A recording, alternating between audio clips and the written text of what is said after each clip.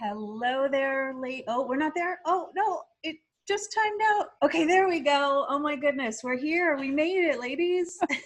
We did. Yes, we made it. Happy Thursday. Every day it's something different, isn't it, Renee? It's like, ugh. Listen, one of our core values is being agile, and I have to say that I lean into being agile every single day, every moment. Absolutely. Okay, so we are excited to sit down with Stacey Onnen, President of Brokerage Operations at eXp Realty. We've been just clamoring to have this conversation. I know, I'm excited. I haven't sat down with you guys. Like, I think our last conversation was over dinner and wine in real life, which was a great one. in New York and at NASDAQ, and that was pretty awesome. But it's also today. Absolutely. All right, so let's dig in. Stacey Onnen, I know Elizabeth and I know you very well, but Yes, I would love for you to share with our audience about yourself, and I just want to learn all about what brings us together today and the journey to today. Absolutely. I think it's my 22nd year in real estate, which has been great. I've been lucky enough to do it all in Arizona. From the small town of Prescott and Chino Valley down to Phoenix. It's been a fun experience. And, you know, it was funny. Never, ever in my career did I think I would end up doing brokerage operations. I had owned my own company. I was the broker. I sold it. I was convinced I was just going to sell real estate. Started teaching real estate. Got a call from my broker mentor. Had to jump back in. There's some people you don't say no to. And Jim Sexton knew how to get me not to say no. So I went back in.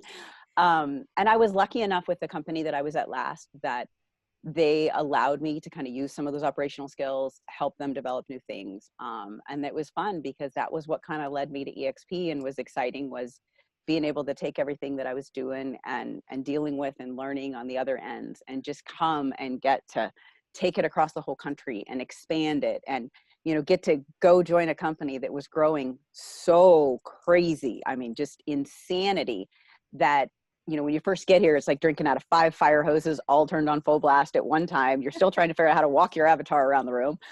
Morning number 1 was 6 a.m. with Glenn Sanford, you know, in the world. And I looked like my avatar had been drinking since 4. I was bad, but, you know, just being able to come over here and be able to take a group of people that had grown so fast and try to just help get systems for them and broaden that thing and make sure that, you know, Renee, you in Florida and Elizabeth in Texas, that you guys get to experience the same eXp experience.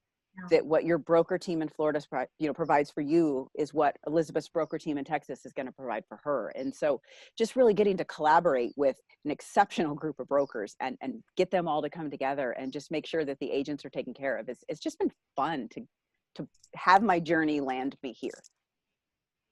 Well, we're certainly super excited that your journey landed you here. And we will attest to the seamlessness that does take place, right? As we know, because we have an awesome collaborative community of agents, that we are so well taken care of, and especially now more than ever, we feel confident that we are able to navigate through this situation, standing on a really solid foundation because of the support we're getting at our state level, which I'm so grateful for. Absolutely. I have been blown away. I mean, no less than flat out amazed at the way your state broker teams have taken something that none of us have been through before. This is different than 09, 10. I still call them the dark days. It's different than the dark days. Not better or worse, just different. And so when I look at it and see how your broker teams were able to just go, okay, so my job right now is how do I make sure these agents are set up for success in 2 months, 4 months, 6 months, whatever the time frame is. And watching them day and night, like I don't know that everybody always realizes the amount of messages going back and forth from 4 a.m. to 1 in the morning between our broker teams and our legal teams, making sure that they understand where your state is at, that they understand the orders that are issued, that they can navigate through it, and then not just like prevent you guys from risk, but also figure out, okay, with what these orders say and what's allowed, not allowed, how do I help them go sell more real estate? How do I keep them moving? Their focus has been so well divided between risk management and how do I make my agents better. It's been phenomenal to watch. Like, it just sets our broker staff up, and just, it's amazing. I'm so impressed. One of the things I'm in awe of is, and I don't remember who we were talking to, but we're so used to how our company is, open borders, a national company, Right. one company. We were talking about how we really have all the different states that are operating differently. They have different mandates coming down. They have different rules, not even in regards to real estate, but if you Right. think about real estate, there's things changing on a daily basis. Like, Right. Board of Realtors are telling us one thing, our states are telling us things. And the fact that you guys are managing that, and not only managing it, I'm sure it's like the duck on the surface, which is super calm and cool, and underneath. I guarantee, I wouldn't be surprised, but you make it look, like Renee said, seamless, and the communication is flawless. Now, I think with workplace and the way we communicate, it makes it so much easier, but it's not like you're dealing with one state or one Right. office. You're dealing with the whole country, and you're getting that information out timely. Actually, we are getting the information out sometimes sooner than we even hear it from our local outlets. So Absolutely. that's pretty amazing, because it keeps us doing what we're supposed to be doing and moving forward without sitting there waiting and then being behind and, like you said, putting us at risk. So kudos to you guys. Absolutely. And I will tell you, as being the girl born in Kansas City, I always think of, you remember the movie The Wizard of Oz? Oh, yeah. And the wizard behind the curtain frantically running around and trying to figure out the orders, and that's kind of what we look like behind. But it is amazing. You're right. Like, they take the orders, there's a group of them, and everybody's making sure they understand it and giving their opinion. And then you're right, what comes out the other end is, okay, we're good, let's do this. And so I cannot say more positive things about the way they've handled that, and how quickly they've responded to it. And you're right, having workplace and having that ability to, we all know that agents, how we all communicate is very different. And it's one of the things I remember teaching in so many real estate classes was, if your client texts you, text them back, don't call them. If they call you, call them back, don't text them. If they email you, do the same. And so we have so many tools at EXP that our brokers can make sure that they do the same thing. We've got some agents that are glued to workplace, some that still watch their email, some that want you to text them. And so it has really been fun to watch the brokers figure out, how do I effectively disseminate this information to everybody in a way that they're going to want to digest it. And so that has been really great to see. It's been a lot of fun. I don't know if you and the entire brokerage ops team, cascading throughout all the layers, know how comforting is to know, for example, being a team leader, that these are things I'm not needing to worry about. The information is coming down and we're being supported, and that cascades throughout every last agent. And just again, to say thank you, because we have so many things we're navigating on a day-to-day to make sure that we're serving our customers and our community, and by Jesus, we're doing homeschooling. So to know, although the other day our homeschooling meant baking brownies, that covered about 3 different subjects in the curriculum. We were good. Absolutely. Ours was riding a bike, right? I mean, my first grader got intro to persuasive riding, and I was like, I don't think so. Let's go learn how to ride a bike. So now she can ride a bike, and I think that's balance, and that's something that's educational, right? See, good news for me, I'm a grandma. My only one homeschooling is a college student, so it's easy for me.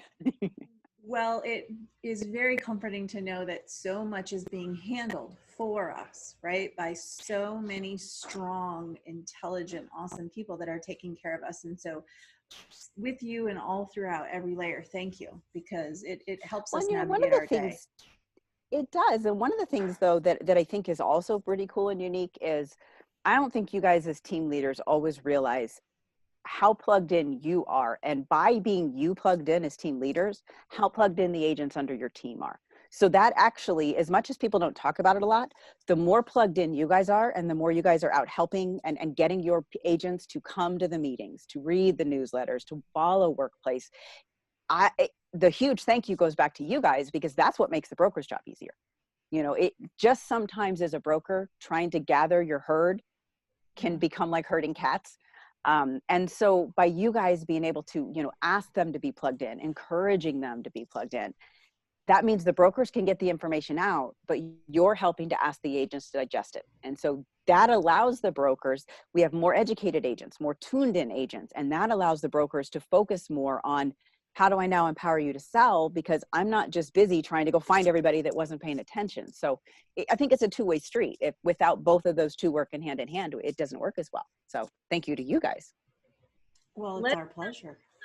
Let's talk about our leadership. Renee and I have been very fortunate about talking and meeting with each of our leaders on these Zoom calls and just getting to know their backgrounds and tell their story a little bit.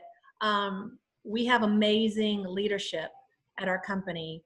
I have to say though, we're pretty proud of the fact that we have a pretty strong, awesome female president in our company. How do you navigate that with, we've got some strong personalities in our leadership team. But what I love is you don't back down too, but how do you all navigate that together, and what's it like being in your role where you're definitely outnumbered?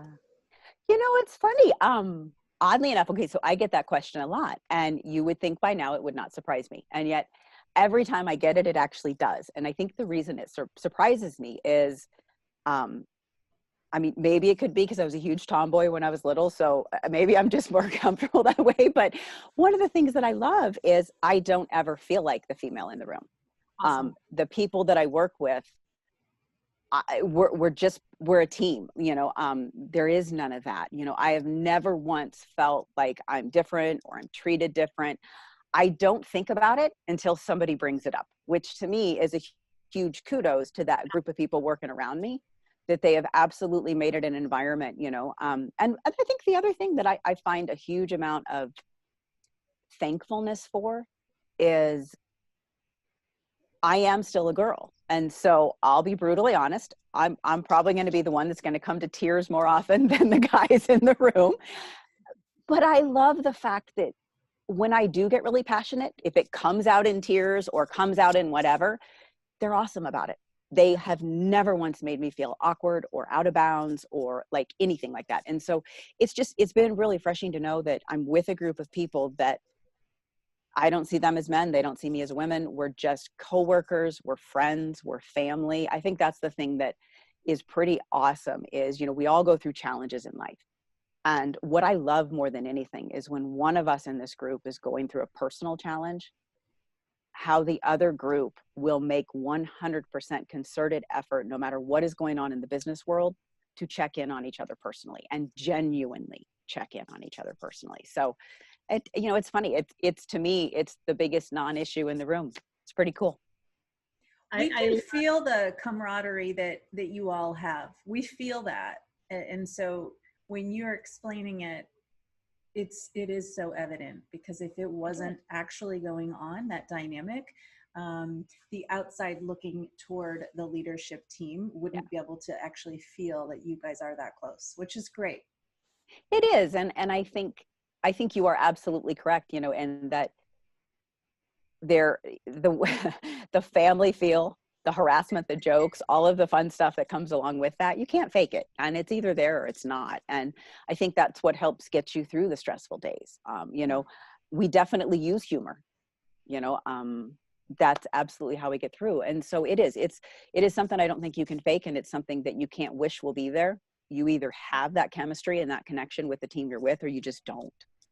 Yeah. So I've been really pleased with that. You have an interesting role too. And our company has an interesting take on the president role. We don't have just one president, we have two. And I think that's really awesome. How do you guys, you're president of Broker Ops, and Dave Kennard, who we had on, he's president of Growth. How do you guys work hand in hand with that role?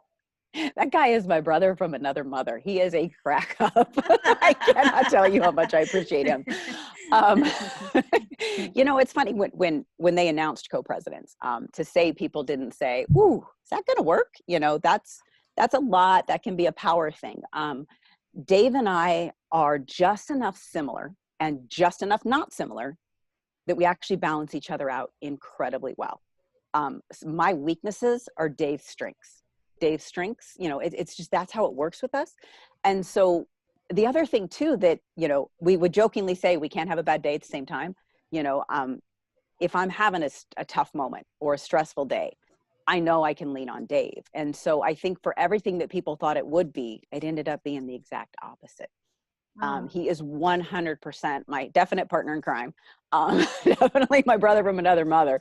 He's a really good human. And so it's worked out really well. You know, his strength is in growth, his ability to round up the troops, his motivation, his positive style is off the charts. And I am definitely let's dig into the down to business. Let's get this contract out. Let's go through this. Let's build out an operational plan. And so I think it has allowed us to, he brings out my outer side instead of my introvert, get into my stuff and get it done, you know, and I can help him get down into the devils and the details. So for something that, you know, because I didn't know Dave before this, I think I had met him for 2 whopping months before we took the role together. And so it could have gone one way or another. And what I loved was I remember the very first time I saw him physically, I think it was in Bellingham, and it was like I'd known him forever. We just clicked. We got along really well. He's just a great human. You know, his wife is just, I got to meet her. She's phenomenal. So it's been exceptional. I've really enjoyed being able to A, prove people wrong, because that's always fun, and B, just be able to do it gracefully and enjoy each other. We feel that too, and love seeing the two of you together. You guys are hilarious on stage, I have to say too. For those who have ever had the opportunity to be in a meeting while the two of you are on stage together, or any conference we've attended, it's always a treat to see the two of you together. I still think we have one of the largest selfies. Like I remember when we did our selfie from the stage. Yep. You know, that was fun. So I think we've got some of our largest stuff like that. Yeah, good stuff. I would like to dig into a little tactical on the agent side. Stacey, you have such amazing real estate experience in your background. And as we all know, we are all faced with a very trying time right now. What can agents, or what should be agents doing? I think we're waking up in the morning and we open up our laptop and we have a tendency to say, oh no, what now? So what suggestions do you have for agents?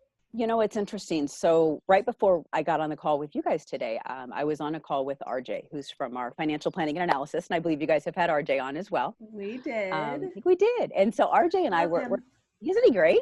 Yeah, I've really enjoyed getting to work with him too. So we were kind of running through the numbers. And, you know, one of the things that I was telling him that I have found to be the most, I always like to look at it like almost like a study in human behavior, right? Like, did we learn from before? Did we not? Are we going to make the same mistakes again?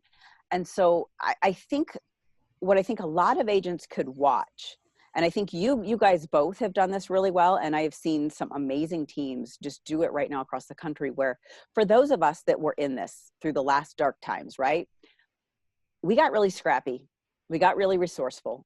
We figured out different ways to do real estate. And so the one thing that has been fascinating to me was when all of these orders started coming in March, right? And states started getting, quote, shut down. The number of pending escrows coming in during times when you would not have expected people to be able to go write contracts is unreal.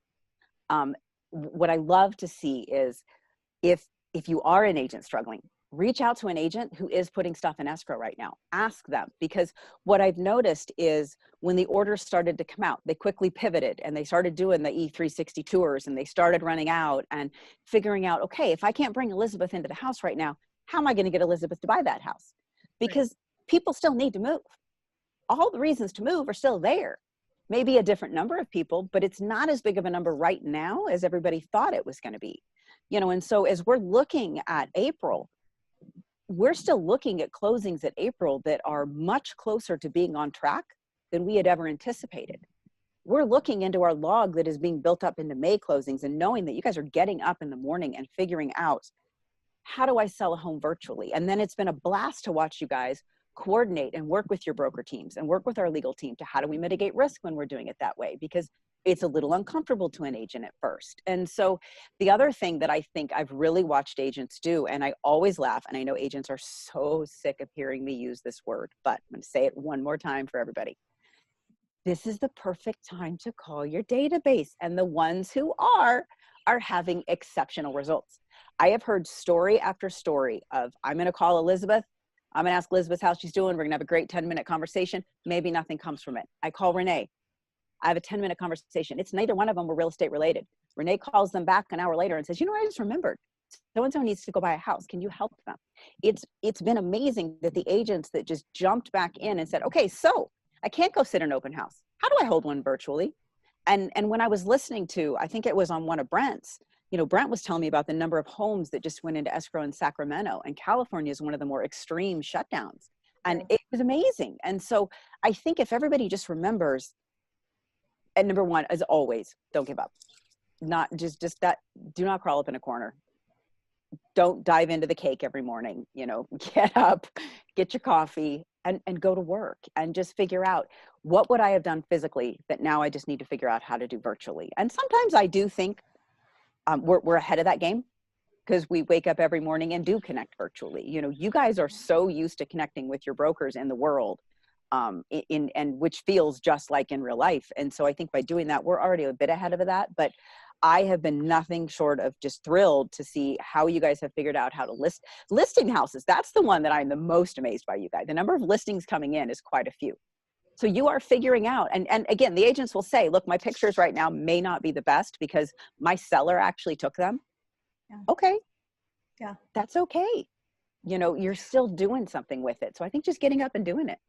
The listing side actually was the earliest surprise we had is, 2.5 weeks ago when we started to do exactly what you're mentioning, Stacey, which is, we're going to have to make some shifts right now, right? And so one of the first shifts we made was not by design, it was out of necessity. And that was, we have 3 listing appointments on the calendar. How are we navigating that? All right, guys, we're going virtual, right? There's a myriad of tools you can use. We're doing it. And I still remember the meeting to this day with the team, and 2 of my team members, you could feel the anxiety come up. And I had it too.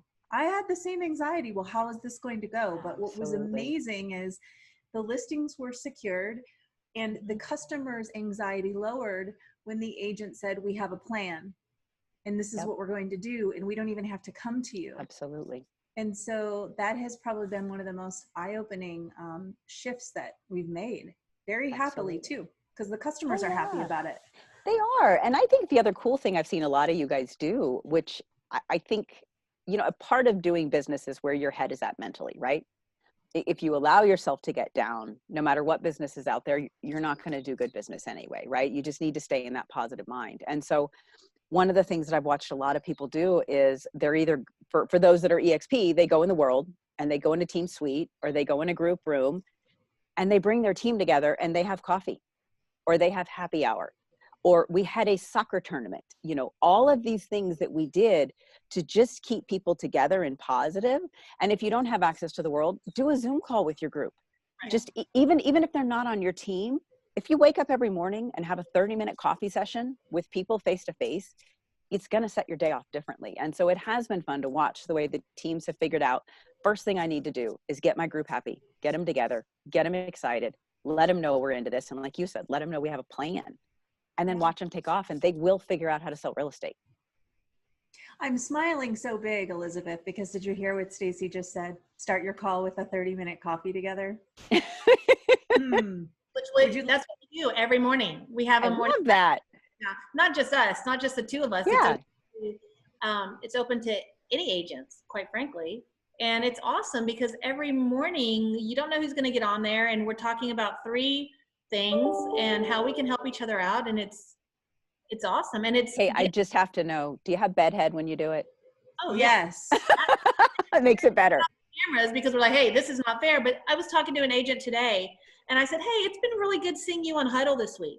And she said to me, she goes, it's getting me out of my bed. She said, thank you guys for having Huddle. It's making me get out of my bed. It's making me get my morning started. She goes, because otherwise I wouldn't do it. She's a stay-at-home single mom that has her kids sometimes and not others, right? And so she can go there and something like that, something as simple as getting up in the morning and getting on with our coffee and our crazy. It's nice to feel connected. It's okay for us to feel like the goal for the day can be one foot in front of the other. Absolutely. I also am really glad that you pointed out, you said, well, agents might be tired of hearing it, but calling everyone you know to do your check-ins, right? I think that that needs to be repeated many times, because what I'm experiencing is some agents are still feeling apprehensive to reach out and make those calls. And so certainly everyone Elizabeth and I have spoken with, we're asking the question, and it is 100% of all of the awesome leaders we've spoke to. Every one of you have said you need to call and love on your people.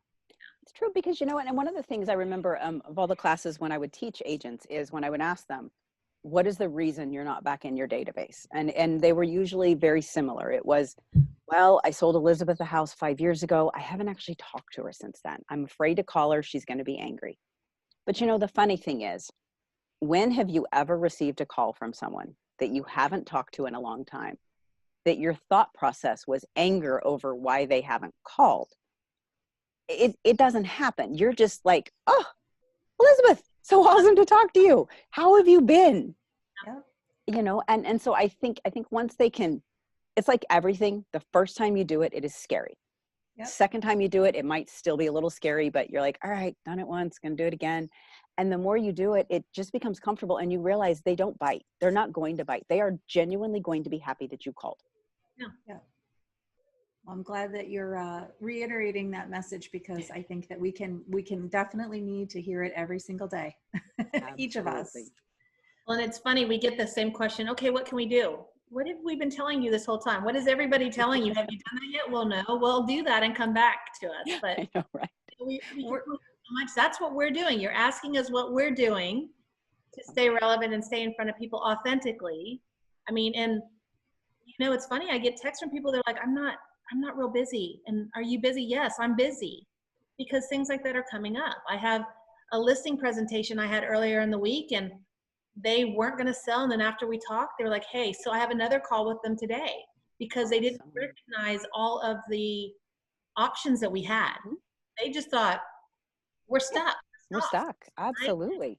I had another person that called me that I met with her before, and I mean, she's going to be perfect for our Express Buyers program. And so I actually sent out a note to a number of my clients saying, guys, I just want you to know. And so she called me. I'm calling her after this too, because we have a program that nobody else has that's going to be a fit for them. So if you just think about the tools and think about the resources we have and think about your clients and what their needs are, sometimes there's just a natural fit. So it's not hard to pick up the phone. And you know, some of the things I think too, like when you think of when you're trying to either get an exercise routine or stay in your exercise routine, having a buddy, an accountability partner is always good. And I always tell people, don't make it the person that's going to like allow you to not follow through. Don't make it the person that's gonna be like, oh, it's okay, Stace. You know, you just didn't feel like it today. No, you need the accountability partner that says, Stace, did you make your 10 calls today? And when I say no, why?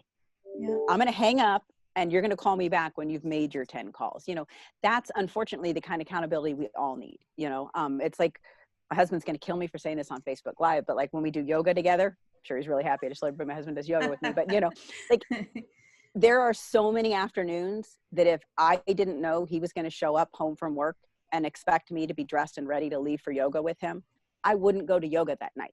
Sure. And I know that about myself. So that was why I begged him to start doing it with me. And I think agents just need to realize that it's okay. That's a natural human tendency. So find a friend to keep you on track. And the longer you do it, it will become your habit. Yeah.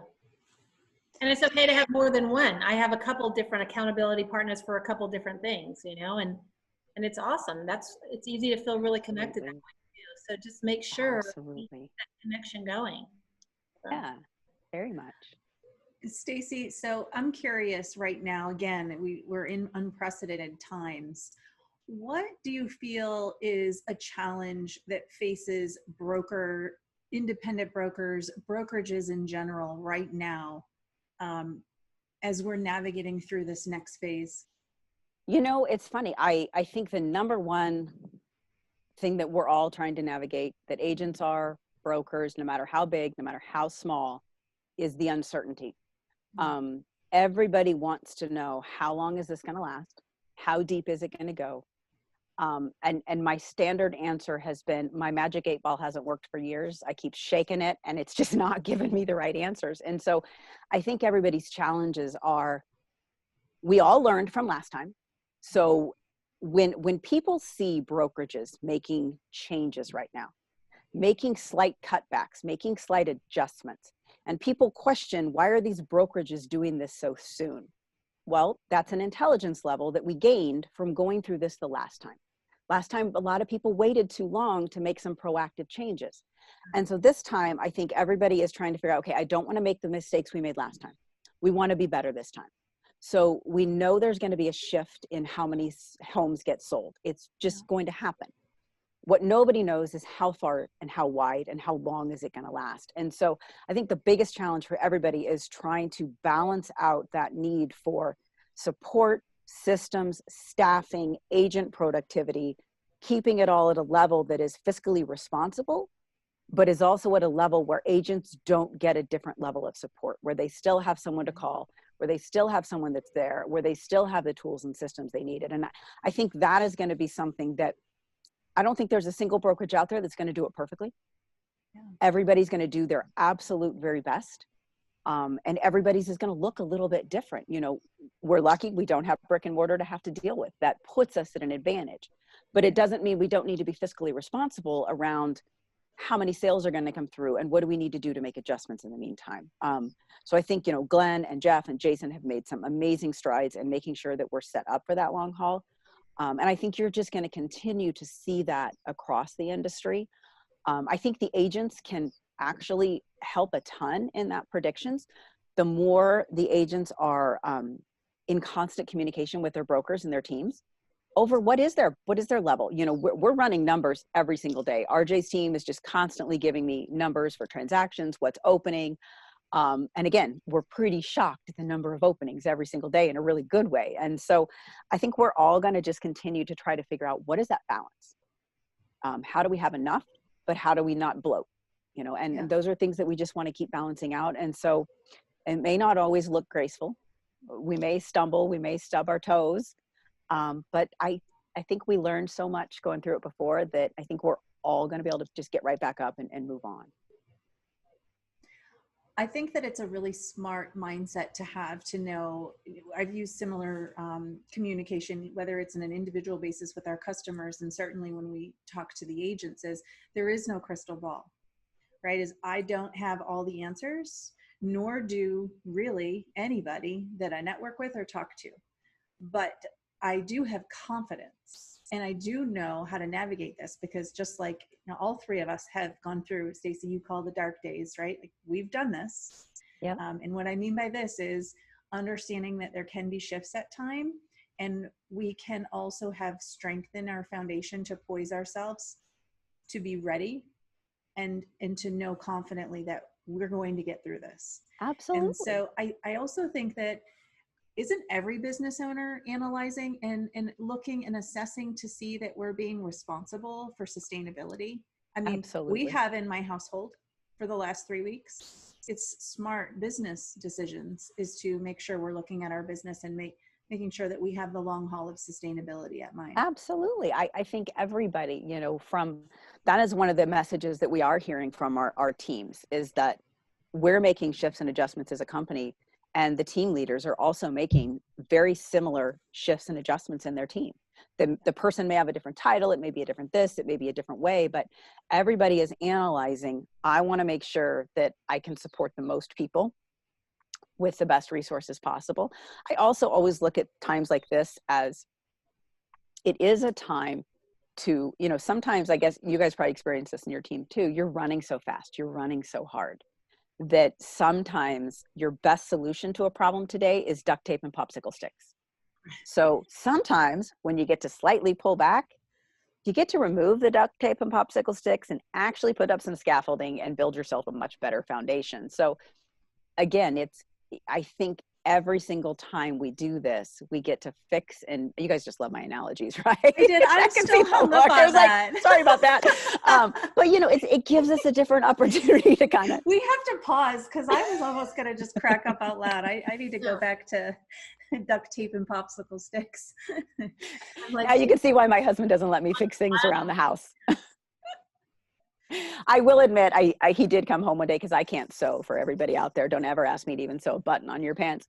He came home one day, the dogs had torn up the dog bed, and I did duct tape it back together, to which both him and my son informed me they could have sewed it. I should have just left it alone. So I duct tape everything. yeah, you're responsible. That's all that matters. But your point is so valid, though, is this is a time strengthening foundations, right? You can find yourself operating at a really fast pace. And right now gives us also time to pause. And while we're checking on all our people and loving on them, yeah, let's do a double check on our foundation and make sure that we are working every day toward behaviors that, again, poises us with strength. Absolutely. And I think when we all come from that mindset, certainly in a collaborative way, we're all stronger together. And like you said, Renee, like even in your personal household, it's a time to do that. It's a time when we get busy. Sometimes we trade excellence for convenience, right? And so it's a great time to go back through even your own personal accounting, your own personal household, and figure out what really should I be doing? What do I need to be doing? And what have I done just because I was so busy and crazy, it was easiest to do. And now is the time to tear that apart, fix it better, and then establish better habits going forward. So I think once again, even if this is only a 2-month hiccup, we're still going to have learned lessons. We're still going to have built different processes. I can guarantee you right now, by our teams having to jump into action and solidify around all of these orders and learn to communicate quicker and faster and in better ways, I absolutely can say that even if this only was to last for 30 days, 45 days, 2 months, they're already going to come out with better systems. There's no doubt. You all Go ahead. go ahead. I was just going to say, we always have 2 questions that we're asking everybody, and we definitely want to ask you the same if you're open to it. Go for it. First one, Renee can ask the second, because I know this is going to be good. I should have watched them all to the end. I made sure I knew them. Element of surprise, Stacey. That's what we're here. What we're all about. Popular hashtag within our company is hashtag EXP Realty Proud. What does that mean to you? You know what it means to me? I think what EXP Proud means to me is more around the relationships we have with each other. It is one of the places where I have met agents, I have met staff, I have met people and made friendships that I never would have been able to make because we live all the way across the country from each other. Right. And yet I'm EXP Proud because if I'm having a bad day and any one of them find out, it's a personal reach out from people that I may have never even physically seen. And so I'm just proud of the relationships we've been able to build together and the fact that they're real and they're solid. That's awesome. Point right here. Absolutely, right? We're so incredibly blessed to have you in our world. I mean, you and I met a long time ago in Houston. I think it was like your first day on the job or something like that. But it was, you just know your people. You know who you're going to align with, and those relationships foster, and you're going to have relationships that are at all different levels. But we've been able to grow a relationship with you over the years that, speaking on behalf of both of us, is precious. So absolutely, very much. So fortunate and blessed to have you in our lives and in our world, both EXP world and our personal world. Real world. Absolutely, likewise. Okay, so this one's a real tough one. Are you ready? All right, I'm ready. Okay, in 3 words or less, what does EXP Realty mean to you? Only 3? Only 3.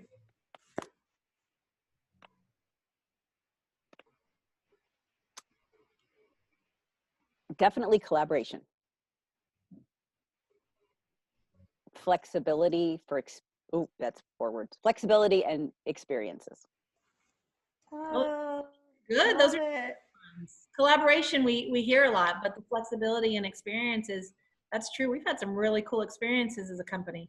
We really That's have. the first time I've heard that word used with that question. So that's great.